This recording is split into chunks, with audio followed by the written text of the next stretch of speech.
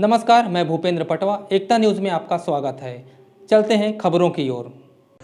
बारिश के बाद अब धमतरी वासी धूल से बेहद परेशान हैं। बारिश थमने के बाद धमतरी की सड़कों पर धूल जम गई है। सड़कों पर इतना ज्यादा धूल है कि सामने कुछ भी दिखाई नहीं पड़ रहा। धूल की वजह से लोगों की सेहत पर भी असर पड़ रहा है। धमतरी में बीते 7 दिनों तक बारिश का दौर जारी रहा। बारिश से लोगों का जीना मुहाल हो गया। बारिश थमी तो लोगों ने राहत की सांस ली, लेकिन इसके बाद भी अब सड़कों पर जमी धूल लोगों को परेशान कर रही है।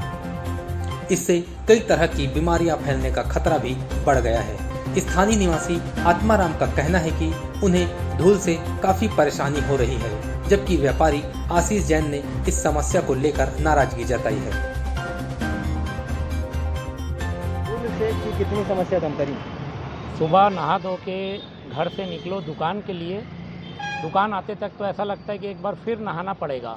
कपड़े भी गंदे हो जाते हैं, आँख में धूल, शरीर में धूल, बाल में धूल, और उससे खांसी की भी बीमारी बढ़ रही है, अस्थमा की भी बीमारी बढ़ रही है और बहुत ही ज़्यादा तकलीफ़ हो रही है। इसमें जनप्रतिनिधि प्रशासन को विशेष ध्यान देने की ज़रूरत है। इससे आम लोगों को भी बहुत परेशानी हो रही है, जो पैदल चल रहे हैं, गाड़ी में चल रहे हैं, धूल मनमाने हैं। इससे राहत दिलाएं, यही प्रशासन से वो है। भैया धूल तो अभी बीच में पानी गिरा तो गड्ढा हुआ, गड्ढा में कोई मटेरियल डाला तो डालने से इतना धूल हो रहा है, सामने का गाड़ी नहीं दिखता। कभी भी बहुत बड़े हादसा की गुंजाइश है। धूल में इतना परेशानी है, पूरा दुकानदारी में पूरा सत्यानाश हो गया है भाई।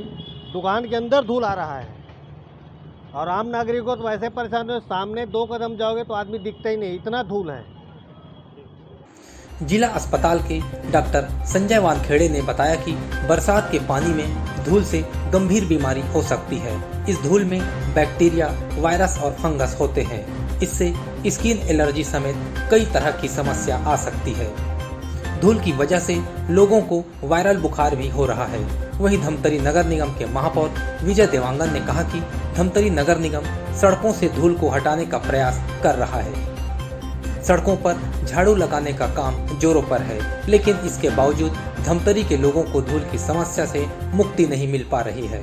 आम नागरिकों का कहना है कि जब तक धमतरी में जर्जर सड़कों पर मरम्मत कार्य नहीं होता, तब तक धूल की समस्या बनी रहेगी। लोगों ने तत्काल सड़कों की मरम्मत कराने की मांग की है। धूल अभी जो एटमॉस्फेयर में बढ़ गई है, वो उसके कारण 2 बहुत बड़े प्रॉब्लम होते हैं। एक तो ये धूल है, ये बॉडी में जाने के बाद 2 तरह की रिएक्शन पैदा होती है। एक तो यह है कि एलर्जिक रिएक्शन पैदा होती है, जिससे कि, और दूसरी है इन्फेक्टिव रिएक्शन। तो मतलब इन्फेक्शन होता है, क्योंकि ये बरसात की धूल है, इसलिए इसे इन्फेक्शन होने का चांस रहता है। तो अब तो सबसे पहली चीज़ तो एलर्जिक रिएक्शन। एलर्जिक रिएक्शन में ये रहता है कि जैसे ही धूल हमारे शरीर में जाती है, तो ये सबसे पहले नाक के द्वारा रेस्पिरेटरी सिस्टम में जाती है। तो सबसे पहला प्रॉब्लम लोगों को एलर्जिक राइनाइटिस होता है। एलर्जिक राइनाइटिस होता है। एलर्जिक राइनाइटिस में यह है कि बार बार छींक आना, बार बार खांसी आना, और बार बार छींक आना, बार बार खांसी आना, और थोड़ा सा बीच बीच में आँख में आंसू आना। और उसके बाद दूसरा प्रॉब्लम आता है एलर्जिक ब्रोंकाइटिस है। जब ये प्रॉब्लम बढ़ने लगता है तो हमको जैसी धूल अंदर आई, तुरंत बहुत ज़्यादा खांसी आना चालू हो जाती है। खांसी इतनी ज़्यादा आती है कि धीरे धीरे खांसी आने के बाद बलगम आना, बलगम आने के बाद सांस फूलना, सांस फूलने की शिकायत होती है, जिसको बोलते हैं एलर्जिक ब्रोंकाइटिस। ठीक है। और कई लोगों को ये बीमारी काफ़ी दिन तक मौजूद रहती है, जो बाद में अस्थमा का रूप ले लेती है और पेशेंट लोगों को अस्थमा की शिकायत होती है। पहली चीज़। दूसरी चीज़ ये है कि इससे अपने को बॉडी में इन्फेक्शन होने का चांस बहुत ज़्यादा होता है। तो ये जब धूल जब हमारी इसमें जाती है, तो इसमें चूँकि इसमें बैक्टीरिया और वायरसेस रहते हैं, जिससे इस समय अचानक लोगों को वायरल का शिकार होने लगता है। कफ, कोल्ड, फीवर इत्यादि चालू हो जाती है, जिसके कारण URI, कोराइजा होता है, फेरिंजाइटिस, लेरिंजाइटिस, और किसी किसी को ब्रोंकाइटिस और न्यूमोनाइटिस भी होता है, जिसके मुख्य लक्षण इस प्रकार हैं: खांसी, सर्दी, बुखार, सांस फूलना इत्यादि। इस तीसरा सबसे बड़ा प्रॉब्लम होता है कि ये जो इसका दूसरा इफेक्ट होता है आँख के ऊपर, क्योंकि आँख एक ऐसा ऑर्गन है जो धूल के ऊपर डायरेक्ट एक्सपोजर होता है। इससे हमको ये धूल के कारण कंजक्टिवाइटिस होता है। कंजक्टिवाइटिस होने से ये होता है कि आँख में लालिमा आती है, आँख में आंसू ढरते हैं, आँख में सूजन थोड़ी सी स्वेलिंग आती है जो बाद में एंटीबायोटिक लेने से ठीक हो जाती है। तीसरा ये होता है कि किसी किसी को बहुत ज़्यादा ये होने से वो कंजंक्टिवाइटिस बाद में केरेटाइटिस और पेनाप्थोलाइटिस में भी कन्वर्ट हो जाता है, मतलब बढ़ भी जाता है। ठीक है, इसका अब सबसे दूसरी चीज़ ये है कि इन सबसे रोकने का सबसे बेस्ट उपाय क्या है। तो इसका रोकने का तो उपाय ये है कि बहुत ज़्यादा जहाँ पे धूल है वहाँ जाना अवॉइड करें, या बहुत ज़्यादा मूवमेंट है वहाँ जाना है। दूसरा चीज़ ये है मास्क लगाएं। N95 मास्क से भी धूल रुकती है। तीसरा ये है कि जो भी यदि गाड़ियों से यदि आना जाना करना है तो हेलमेट लगाना चाहिए। हेलमेट भी काफ़ी हद तक धूल को रोकता है।